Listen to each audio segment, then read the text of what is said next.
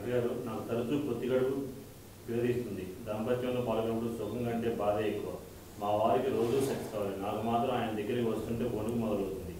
దానికి కారణం సెక్స్లో నొప్పి అనిపించడమే. సెక్స్లో పాల్గొన్న తర్వాత మూత్రం మా కూడా మంట అనిపిస్తుంది. అయితే సెక్స్ అయిపోయిన తర్వాత మా వారు చక్కగా నిద్రపోతారు. కానీ నేను మాత్రం 4 గంటలు చాలా బాధపడతాను. మా వారు చాలా బలంగా ఉంటారు. వారి పురుషాంగం కూడా పెద్దగా అనిపిస్తుంది. సెక్స్లో నా బాధ అందరికీ ఆయన పురుషాంగం పెద్దగా ఉండడం కారణమేనా? ఆయన ఇచ్చే స్ట్రోక్స్కి యోని లోపల నలిగిపోతుందా? ఏదేమైనా నాకు సెక్స్ సుఖం వద్దనిపిస్తుంది. మా వారిని అందుకు ఒప్పించడం ఎలా? ఇప్పుడు ఆవిడకి మాత్రం పెల్విక్ ఇన్ఫ్లమేటరీ డిసీజ్ అంటాం, పిఐడి. ఈ పెల్విక్ ఇన్ఫ్లమేటరీ డిసీజు అది ఏ రకంగా కానీ ఆవిడకి ఇన్ఫెక్షన్ వచ్చింది. ఇన్ఫెక్షన్ వచ్చి గర్భాశయం వాచింది. గర్భాశయంలో ఇండోమెట్రియం అది ఇన్ఫెక్టివ్గా అయింది. పక్కన ట్యూబులు కూడా వాచి ఉంటాయి, ఓవరీస్ కూడా వాచి ఉంటాయి. ముఖ్యంగా చాలామందికి గర్భాశయం పక్కన ట్యూబులు వాస్తాయి. ఈ ట్యూబులు వాచడానికి కామన్గా లేడీస్లో చాలామందికి ట్రైకోమోనియాసిస్ అనే ఒక ఇన్ఫెక్షన్ ఉంటుంది.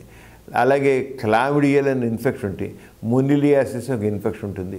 ఇవి ఇతర బ్యాక్టీరియల్ ఇన్ఫెక్షన్స్ ఉంటాయి అన్నమాట. ఈ బ్యాక్టీరియల్ ఇన్ఫెక్షన్ ఏమవుతుందంటే సెక్స్లో పాల్గొన్నప్పుడు అవన్నీ ఆ పొత్తికడుపుకి ఒత్తిడి కలిగి నిప్పుడుతుంటుంది. అదే ఏ స్త్రీ అయినా సరే పొత్తికడుపు తరచుగా నొప్పి ఉంటున్నా, సెక్స్లో పాల్గొని నొప్పి ఉంటున్నా ఇన్ఫెక్షన్ ఉన్నది అనేది తెలుసుకోవాలి ఫస్ట్. ఆ ఇన్ఫెక్షన్ ఏమిటంటే డాక్టర్ పరీక్ష చేస్తారు. అది గనేరియా సుఖవ్యాధులు వచ్చిన ఇన్ఫెక్షనా లేదా వేరే వాళ్ళ ఇన్ఫెక్షనా అది చూస్తారు. ఆ ఇన్ఫెక్షన్ మందులు వాడితే తగ్గిపోతుంది.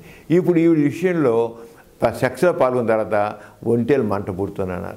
అంటే ఆడికొచ్చే క్రిములు కేవలం యోని మార్గంలోనే కాకుండా మూత్రం వచ్చే నాళంలో కూడా చేరాయి. ఇప్పుడు గనేర క్రిములు ఉన్నాయనుకోండి, అది విజయనాలో ఉంటాయి, అవి చాలా పైకి వెళ్ళిపోయి గర్భాశయంలో ఉంటాయి, పక్కన ట్యూబుల్లో ఉంటాయి. అలాగనే యూరిథ్రాల్లో కూడా వెళతాయి.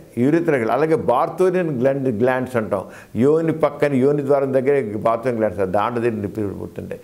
అంటే ఒక ఇన్ఫెక్షను. ఇప్పుడు ఇవి చెప్పినట్లయితే తప్పకుండా ఆవిడ ఇన్ఫెక్షన్ ఉంది. ఆ ఇన్ఫెక్షన్కి సరిగ్గా చూసి నిర్ధారణ చేసి దాని ప్రకారం మందులు వాడితే ఆవిడకి తప్పకుండా తగ్గిపోతుంది, ఏముండదు. ఇంకా ఆయన యోని పురుషాంగం పెద్దదిగా ఉండి దానివల్ల నిప్పుడుతుందేమో, అది వచ్చి గర్భాన్ని తగిలి వస్తుంది, అదేం కాదు.